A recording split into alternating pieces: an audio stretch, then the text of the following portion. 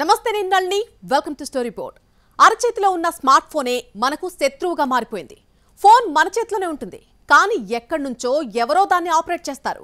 మనకే తెలియకుండా మన ఖాతాలో నగదు కాజేస్తారు. దీనికి ఉపయోగపడుతున్న బలమైన ఆయుధమే హ్యాకింగ్. ఏటా ఫోన్ హ్యాకింగ్ ద్వారా దేశంలో దాదాపుగా 22,845 కోట్ల రూపాయలు నష్టపోతున్నారు బాధితులు. అలాగే గత ఏడాదితో పోలిస్తే ఈ సంవత్సరం హ్యాకింగ్ నేరాలు ఏకంగా 206% పెరిగిపోయాయి. అంతేకాదు, వచ్చే ఏడాదిలో ఫోన్ హ్యాకింగ్ ద్వారా సుమారు 1.2 లక్షల కోట్లు నష్టం జరిగే ఛాన్స్ ఉందని అంచనా వేస్తున్నారు. స్మార్ట్ ఫోన్తో ప్రపంచం అరచేతిలోకి వచ్చిందని మురిసిపోతున్నాం, కానీ ముప్పు కూడా అంతే దగ్గరైందని గుర్తించలేకపోతున్నాం. ట్విట్టర్, ఫేస్బుక్, వాట్సాప్ ఇలా ఏ అకౌంట్ అయినా సరే నిమిషాల్లో హ్యాక్ అయిపోతుంది. వ్యక్తిగత గోప్యత అనేది ఎండమావిగా మారింది.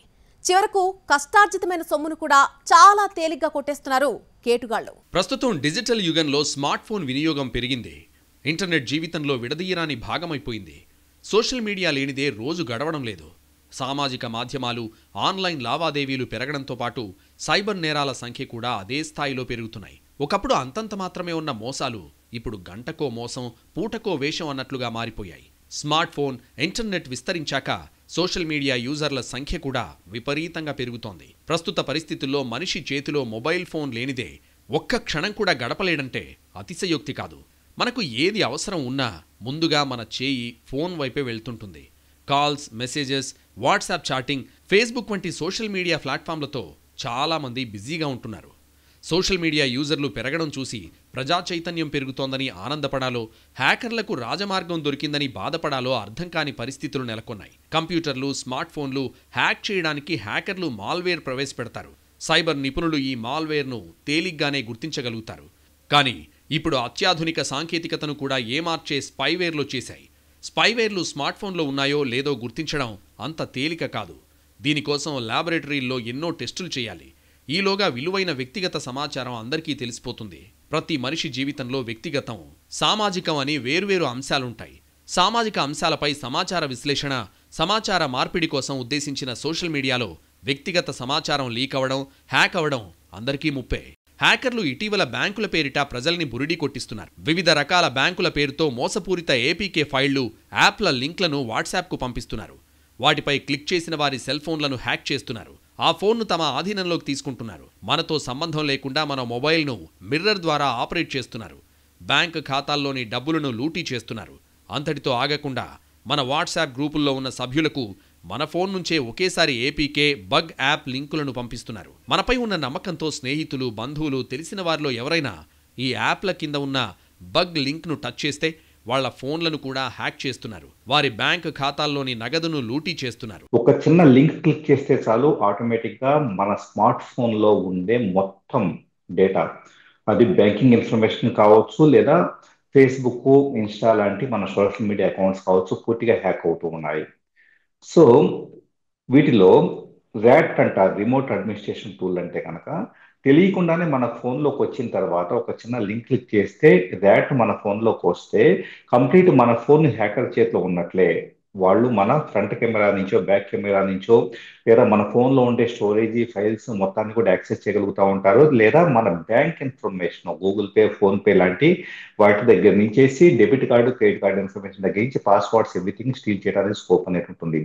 కాబట్టి ప్రమాదకరమైన లింకులు ఎవరన్నా కానీ ఒక లింకు పంపించేసి సంథింగ్ దీంట్లో ఏదైనా మంచి ఆఫర్ ఉన్నది కానీ, లేకపోతే ఆన్లైన్లో కొన్ని డౌన్లోడింగ్ వెబ్సైట్స్లో వచ్చేటప్పటికే ఉండే డౌన్లోడ్ లింకులను అలా క్లిక్ చేసినప్పుడు ఆటోమేటిక్గా మీ ఫోన్ కావచ్చు, సిస్టమ్ కావచ్చు హ్యాక్ అయ్యే స్కోప్ అనేది ఉంటుంది. మరో కేసులో మీ బ్యాంకు ఖాతా ఈరోజు 9:30 గంటలకు బ్లాక్ అవుతుంది. దయచేసి మీ పాన్ కార్డును అప్డేట్ చేసుకోండి. దీనికోసం మీకొచ్చిన మెసేజ్లోని బ్యాంక్ ఏపీకే అప్లికేషన్ను క్లిక్ చేయండి అని వాట్సాప్కు ఓ బ్యాంక్ లోగో డీపీగా ఉన్న నంబర్ నుంచి మెసేజ్ వచ్చింది. బాధితుడు వెంటనే లింక్ను క్లిక్ చేయగానే ఫోన్ సాఫ్ట్వేర్ అలర్ట్ వచ్చింది. దీంతో వెంటనే యాప్ను అన్ఇన్స్టాల్ చేశాడు. జరిగిందంతా మన స్నేహితులతో చెప్పి ఫోన్ను ఫార్మాట్ చేశాడు. మరో ప్రైవేట్ ఉద్యోగికి సైతం కస్టమర్ సపోర్ట్ పేరుతో ఏపీకే ఫైల్ డౌన్లోడ్ చేసుకోవాలంటూ వాట్సాప్కు మెసేజ్ వచ్చింది. దీంతో యాప్ ఇన్స్టాల్ చేయగానే అతని పేరుపై ఈ సిమ్ యాక్టివేట్ అయిందని సందేశం వచ్చింది. వెంటనే అతని బ్యాంకు ఖాతాలో ఉన్న 1,06,000 రూపాయలు మాయమయ్యాయి. బ్యాంక్ నుంచి డబ్బు డెబిట్ అయినట్లు మెసేజ్ ఫోన్కు రావడంతో కంగుతిన్నాడు. మన మొబైల్ నంబర్కు సాధారణంగా దేశం కోడ్ +91గా ముందుంటుంది. కానీ హ్యాకర్లు మన నంబర్ను హ్యాక్ చేసి దాని ముందు +44 పెట్టి ఇంటర్నెట్, డార్క్ నెట్ ఆధారంగా వాట్సాప్లో మోసపూరిత బగ్స్, లింకులు పంపిస్తున్నారు. మెసేజ్ పంపిన మొబైల్ నంబర్ తెలిసిన వారిదిలాగే కనిపిస్తుంది. కానీ ఇందులో ఇంటర్నేషనల్ కోడ్ మాత్రం మార్పు ఉంటుంది. ఈ విషయం తెలియని వాట్సాప్ గ్రూపుల్లోని సభ్యులు మనవాళ్లే మెసేజ్ పంపారని ధైర్యంగా ఆ లింకును ఓపెన్ చేసి మోసపోతున్నారు. మన సెల్ ఫోన్ ఒక్కసారిగా హ్యాంగ్ అయితే వెంటనే హ్యాక్ అయ్యిందేమోనని అనుమానించాలి. గత కొన్ని రోజులుగా ఏమైనా కొత్త లింకులపై క్లిక్ చేశారా అనేది చూసుకోవాలి. ఒకవేళ ఏదైనా మోసపూరిత లింక్, ఫైల్పై క్లిక్ చేసినట్లు గుర్తిస్తే వెంటనే ఫోన్ను రీసెట్ చేసుకోవాలి. ఫోన్లోని ఈమెయిల్, పాస్వర్డ్లు అన్నీ మార్చివేయడం మంచిది. హ్యాకింగ్ అనుమానం వస్తే PhonePe, Google pay, mobile banking వంటివి పూర్తిగా నిలిపివేయాలి. ఫోన్పే, గూగుల్ పే, పేటీఎం వంటి పేమెంట్ యాప్లు అన్ఇన్స్టాల్ చేయాలి. స్మార్ట్ ఫోన్ వాడకంలో సమాచారం లీక్ కావడానికి ప్రధానంగా 3 కారణాలున్నాయి. మొదటిగా, సోషల్ మీడియా సంస్థలు వ్యక్తిగత గోప్యతను కాపాడడానికి పెద్దగా ప్రాధాన్యత ఇవ్వడం లేదు. సోషల్ మీడియా ఖాతాలకు ఇవ్వాల్సినంత రక్షణ ఇవ్వకపోవడంతో హ్యాకర్ల పని తేలికవుతోంది. రెండోది, ఎవరు ఎన్ని జాగ్రత్తలు తీసుకున్నా హ్యాకర్లు లేటెస్ట్ టెక్నాలజీతో వరుస దాడులు చేస్తూనే ఉన్నారు. ఎప్పటికప్పుడు ప్రభుత్వాలను, ప్రజలను బెంబేలెత్తిస్తూనే ఉన్నారు. ఇక మూడోది, స్వయంగా ప్రభుత్వాలే స్పైయింగ్ పేరుతో స్పైవేర్లను పౌరుల ఫోన్లలో ప్రవేశపెడుతున్నాయనే ఆరోపణలు తీవ్ర దుమారం రేపుతున్నాయి. ఈ 3 మార్గాల్లో ఎలాగైనా హ్యాకింగ్ జరిగే అవకాశాలు మెండుగా ఉన్నాయి. సాంకేతికత అభివృద్ధి చెందే కొద్దీ వ్యక్తిగత సమాచారానికి రక్షణ పెరగాల్సింది పోయి హ్యాకింగ్ ముప్పు పెరగడం సోషల్ మీడియా యూజర్లను ఆందోళనకు గురిచేస్తోంది. అసలు ఫోన్ లేనిదే క్షణం గడవని పరిస్థితుల్లో అవే ఫోన్లు హ్యాకింగ్కు తిరుగులేని సాధనాలుగా మారడం సామాన్యుల్నే కాదు, ప్రభుత్వాల్ని కలవరపెడుతోంది. ఎందుకంటే ఫోన్ హ్యాకింగ్ రూపంలో ఏటా జనం కోల్పోతున్న సొమ్ము ప్రభావం అంతిమంగా దేశాల జీడీపీ పైన పడుతోంది. సంపద సృష్టి గగనమైన తరుణంలో మాంద్యం భయంతో ప్రపంచం తల్లడిల్లుతున్న సమయంలో విజృంభిస్తున్న హ్యాకింగ్ కేటుగాళ్లు వేల కోట్ల సంపదను మంచినీళ్లు తాగినంత తేలికగా కొట్టేస్తున్నారు. బ్యాంక్ అకౌంట్లో ఉన్న డబ్బు సేఫ్ అని అనుకోవడానికి లేదు. మన ఫోన్లో ఉన్నటువంటి సమాచారం ఇంకెవరికీ తెలీదు అనుకుంటే అది అమాయకత్వమే. టెక్నాలజీ వేగంగా విస్తరిస్తున్న ఆధునిక యుగంలో ప్రైవేట్ లైఫ్ అనేది పెద్ద మిస్టరీగా మారిపోయింది. మనకు తెలియకుండానే మనకు సంబంధించిన విషయాలన్నీ వేరెవరో వాచ్ చేస్తూనే ఉంటున్నారు. బయట ఎవరికైనా డబ్బులు ఇస్తే తిరిగి వస్తాయో రావోనన్న భయం, దీంతో బ్యాంకుల్లోనే దాచుకోవడానికి చాలా మంది ఆసక్తి చూపుతున్నారు. కానీ అక్కడ భద్రత ఉండడం లేదని బాధితులు వాపోతున్నారు. ఒకవైపు డిజిటల్ సేవలు అంటూ ప్రచారం చేసేస్తున్నారు, కానీ మొబైల్ సేవల కోసం వెళ్తే డబ్బులు ఎగిరిపోతున్నాయి. దీనిపై బ్యాంకులను, పోలీసులను ఆశ్రయించినా పెద్దగా ప్రయోజనం ఉండడం లేదు. సైబర్ నేరగాళ్లు ఆధార్ ఎనేబుల్ పేమెంట్ సిస్టమ్ ద్వారా మోసాలకు పాల్పడుతున్నారు. ఏటీఎం సౌకర్యం లేని ప్రాంతాల్లో నగదును ప్రజలు తీసుకోవడం కోసం కేంద్ర ప్రభుత్వం ఏఈపీఎస్ పద్ధతి ప్రవేశపెట్టింది. దీని ద్వారా ఫింగర్ ప్రింట్ సాయంతో రోజుకు 10,000 రూపాయల వరకు డ్రా చేసుకునే అవకాశం ఉంది. దీంతో సైబర్ నేరగాళ్లు వివిధ రూపాల్లో ప్రజల వేలిముద్రలను సేకరించి ఏఈపీఎస్ ద్వారా డబ్బు దోచేస్తున్నట్టు తెలుస్తోంది. కొంతకాలం క్రితం హైదరాబాద్ మహేష్ బ్యాంక్ ఉద్యోగుల్ని బుట్టలో వేసిన సైబర్ కేటుగాళ్లు ఏకంగా 14 కోట్ల రూపాయలు కొట్టేశారు. ఈ కేసు తేల్చడానికి పోలీస్ శాఖకు ఏకంగా 58 లక్షల రూపాయలు ఖర్చయింది. సైబర్ సేఫ్టీ విషయంలో బ్యాంక్ నిర్లక్ష్యం వల్లే ఈ ఘటన జరిగిందని తేల్చారు. 200 మంది మహేష్ బ్యాంక్ ఉద్యోగులకు ఫిషింగ్ మెయిల్స్ పంపాడు హ్యాకర్. 2 ఉద్యోగులు మెయిల్ ఓపెన్ చేయగానే హ్యాకింగ్కు సులువైంది. మహేష్ బ్యాంక్ సింగిల్ నెట్వర్క్తో నడిపిస్తున్నారు. బ్యాంకు వ్యవస్థలో ఒకే నెట్వర్క్ వాడకూడదు. బ్యాంకింగ్ వ్యవస్థకు ఫైర్ వాల్స్ ఏర్పాటు చేసుకోవాలి. కానీ మహేష్ బ్యాంకుకు అలాంటిది ఏమీ లేదు. పెరిగిపోతున్న హ్యాకింగ్ ఘటనలతో నిపుణులు జాగ్రత్తలు చెబుతున్నారు. అప్రమత్తంగా ఉండాలని సూచిస్తున్నారు. కొత్త నంబర్ల నుంచి వచ్చే వెబ్సైట్ లింకులపై క్లిక్ చేయకూడదు. నకిలీ యాప్ ద్వారా పంపితే అమౌంట్ వచ్చినట్టు చూపిస్తుంది, కానీ మన ఖాతాలో జమ కాదు. ఇటీవల హిట్ సినిమాల పేర్లతో లింకులు వస్తున్నాయి. వీటిని క్లిక్ చేయడం ప్రమాదకరం. మన ఫోన్ ఇతరులకు ఇవ్వొద్దు. క్యూఆర్ కోడ్ వంటి వివరాలను ఓటీపీలు కూడా తెలుసుకుని క్షణాల్లోనే నగదు కాజేస్తారు కేటుగాళ్లు. ఏదైనా అప్లికేషన్, యాప్ను ఫోన్ కానీ కంప్యూటర్లో కానీ ఇన్స్టాల్ చేసేలా చేస్తారు. దాంతో మొత్తం సమాచారాన్ని అంతా కూడా సేకరిస్తారు. అంతేకాదు, పేమెంట్ యాప్లోని కలెక్ట్ రిక్వెస్ట్ ఆప్షన్ ద్వారా నగదును కాజేస్తారు. ఫేక్ పేమెంట్ రిక్వెస్ట్ను ఎంటర్ యువర్ యూపీఐ పిన్ అని మెసేజ్ పంపిస్తారు. అక్కడ ప్రెస్ చేయగానే ఆ యూపీఐ అడ్రస్కు నగదు ట్రాన్స్ఫర్ అవుతుంది. సామాజిక మాధ్యమాల్లో తప్పుడు నెంబర్లు, వెబ్సైట్ అడ్రస్లను ప్రచారం చేస్తుంటారు. ఎవరైనా కానీ నమ్మి బ్యాంకువే అనుకుని సంప్రదిస్తే అంతే సంగతులు. మొబైల్ యాప్స్ ద్వారానే ఎక్కువగా ప్రజలు మోసపోయారు. కంప్యూటర్లను వినియోగిస్తే ఈజీగా ఎక్కడి నుంచి చేశారో తెలుసుకునే ఛాన్స్ ఉంది. పని కంప్లీట్ అవ్వగానే ఫోన్ పక్కన పడేయచ్చు. ఇక ఫోన్ తక్కువ ధరలో దొరుకుతుంది. అందుకే సైబర్ నేరగాళ్లు ఈ దారిని ఎంచుకున్నారు. టెక్నాలజీని అందిపుచ్చుకోవడంలో ఇప్పుడిప్పుడే భారత్ పుంజుకుంటోంది.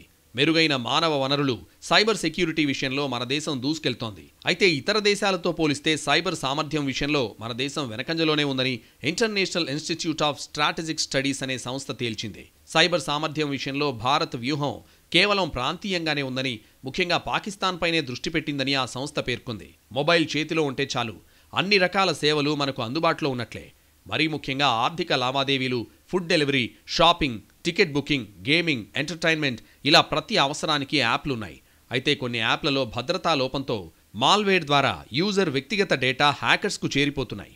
అలాంటి వాటిని గుర్తించి ఏటా Google play store, Apple app store నుంచి మాల్వేర్ ఉన్న యాప్లను తొలగిస్తుంటాయి.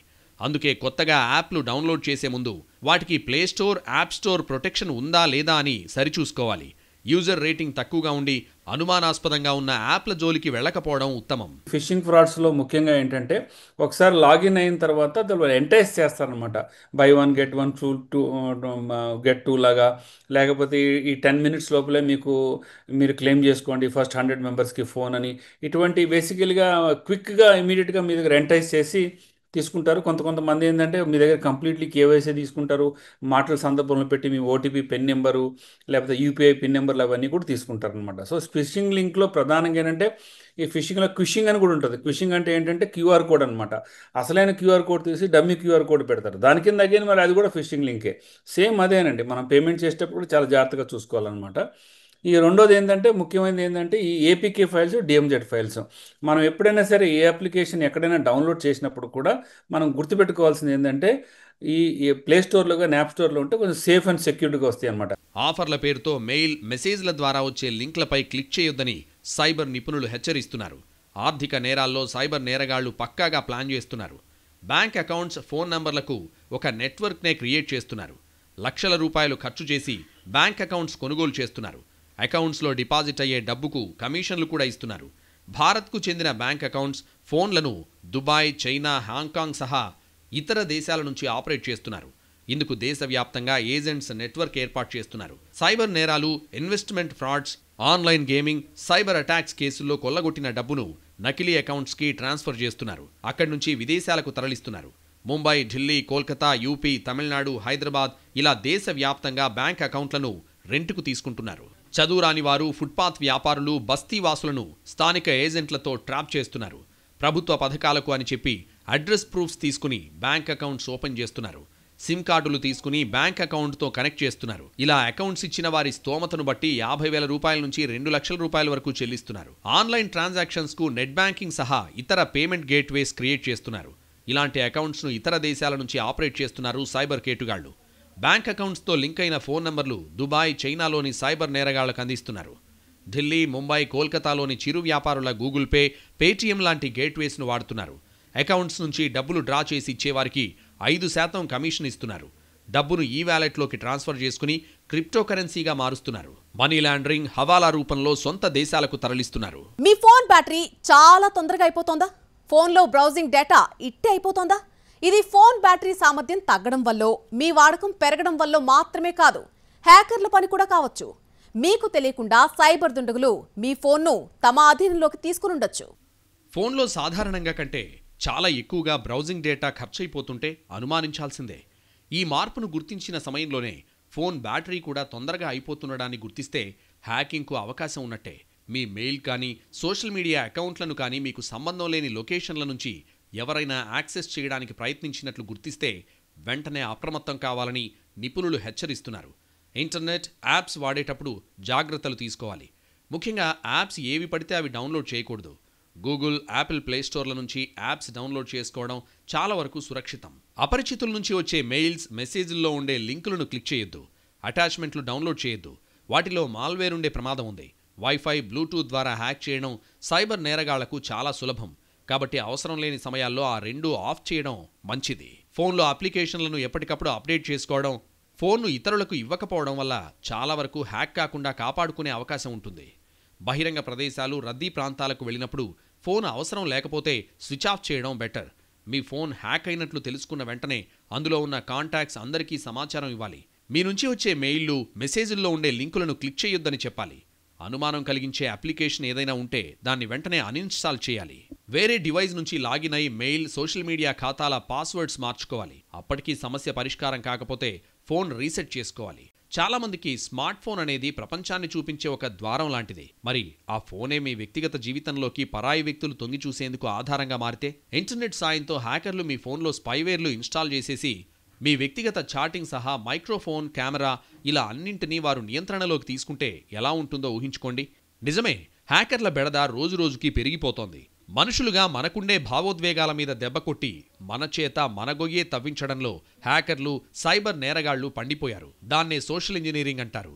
పగడ్బందీగా ఎన్ని బీగాలు, తాళాలు వేసినా తాళం చెవులున్న వాడి నుంచి వాటిని నయానో భయానో లాక్కుంటే చాలన్నది వాళ్ల ధీమా.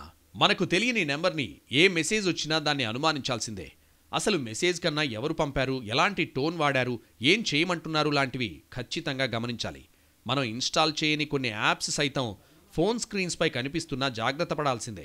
అవుట్ గోయింగ్ కాల్స్ విభాగంలో కొత్త నంబర్లు, అవుట్ బాక్స్లో మనం పంపని ఎస్ఎంఎస్లు కనిపిస్తున్నా అనుమానించాల్సిందే.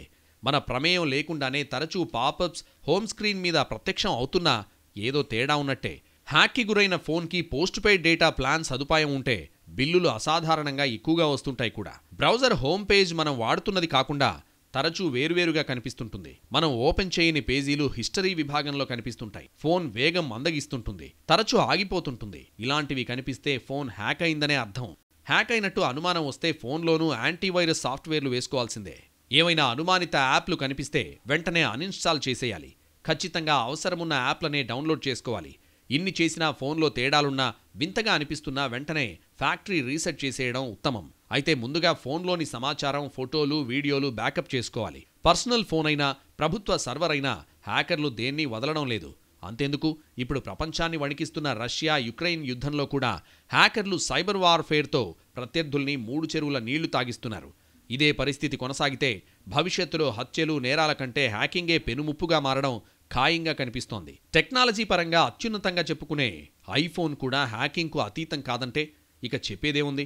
2012 అంతకుముందు తయారైన ఆండ్రాయిడ్ పరికరాలేవీ సురక్షితం కాదని చెబుతున్నారు. ఇటీవలే గూగుల్ సంస్థ క్రోమ్ బ్రౌజర్ హ్యాకింగ్కు అనువుగా ఉందని హెచ్చరించింది. వాట్సాప్లోనూ లోపాలున్నాయని అంటున్నారు. ఫేస్బుక్, ట్విట్టర్, ఇన్స్టాగ్రామ్ లాంటి సోషల్ మీడియా అకౌంట్ల సేఫ్టీ కూడా గ్యారంటీ ఏమీ లేదు. పొద్దున లేచిన దగ్గర నుంచి నిద్రపోయే వరకు ప్రతి కదలిక ఎవరో గమనిస్తున్నారనే భావనే ఒళ్ళు జలధరించేలా చేస్తోంది. అది కూడా మనకు తెలియకుండా జరిగితే అంతకంటే దారుణం మరొకటుండదు. కానీ హ్యాకింగ్ పుణ్యమా అని కేటుగాళ్లు అంత పని చేస్తున్నారు. మన సీక్రెట్స్ అన్నీ మనం చెప్పకుండానే తెలుసుకుంటున్నారు. మన డబ్బులు మనల్నే నమ్మించి కొట్టేస్తున్నారు. అతి రహస్యం అనుకున్నవి కూడా బట్టబయలు చేస్తున్నారు. మొత్తం మీద ప్రైవేట్ లైఫ్ అనేదే లేకుండా చేస్తున్నారు. కరెంటు బిల్లు కట్టాలన్నా, మున్సిపాలిటీకి ట్యాక్సులు కట్టాలన్నా, ఫోన్ బిల్ కట్టాలన్నా, ఇంకెవరికైనా డబ్బులు పంపాలన్నా బ్యాంకుకు వెళ్లి డబ్బు డ్రా చేయాల్సిన అవసరం లేకుండా పోయింది. స్మార్ట్ వర్క్ పెరిగిపోయింది. అన్నింటికీ చేతిలో ఉన్న ఫోన్నే వాడేస్తున్నారు. జస్ట్ ఒక్క క్లిక్తో డబ్బు పంపాల్సిన వారికి పంపుతున్నారు. అంత టెక్నాలజీ మాయ. స్మార్ట్నెస్ పెరుగుతున్న కొద్దీ నేరాలు కూడా అంతే స్మార్ట్గా జరుగుతున్నాయి. గతంలో డబ్బు ఇంట్లో పెట్టుకుంటే దొంగలు కొట్టేస్తారన్న భయంతో బ్యాంకుల్లో జమ చేసుకునేవారు. ప్రస్తుతం బ్యాంకులో ఉన్న డబ్బు కూడా సేఫ్ కాదనే రోజులు పోయాయి. టెక్నాలజీ సాయంతో సైబర్ నేరగాళ్లు స్మార్ట్గా మొబైల్కు ఓటీపీ లేదా లింక్ పంపి సొమ్ము కొల్లగొడుతున్నారు. లింక్పై క్లిక్ చేసినా, ఓటీపీ చెప్పినా ఇక అంతే సంగతులు. మీ అకౌంట్లో ఉన్న సొమ్ము క్షణాల్లో ఖాళీ అవుతుంది. ప్రస్తుతం బ్యాంక్ ఖాతా ఉన్న ప్రతి ఒక్కరికి స్మార్ట్ ఫోన్ కూడా ఉంది. ఇదే సైబర్ కేటుగాళ్లకు వరంగా మారుతోంది. గుర్తు తెలియని వ్యక్తులు పంపించే ఓటీపీలు, లింకులు, ఏపీకే ఫైల్స్ ఓపెన్ చేయొద్దని పదే పదే పోలీసులు చెబుతున్నారు. అయినప్పటికీ టెక్కీలు, ప్రభుత్వ ఉద్యోగులు సైబర్ కేటుగాళ్ల చేతిలో మోసపోతూనే ఉన్నారు. దేశంలో ఏటేటా పెరుగుతున్న సైబర్ చీటింగ్లు అందర్నీ కలవరపెడుతున్నాయి. బ్యాంకులు ఎంతో సేఫ్ అని అకౌంట్లలో డబ్బులు దాచుకుంటే కేటుగాళ్లు కొట్టేస్తుండడం ఆందోళన పరుస్తోంది. డిజిటల్ పేమెంట్స్ వైపు ఎక్కువ మంది మొగ్గు చూపుతున్న ఈ తరుణంలో సైబర్ నేరాలు టెన్షన్ పెడుతున్నాయి.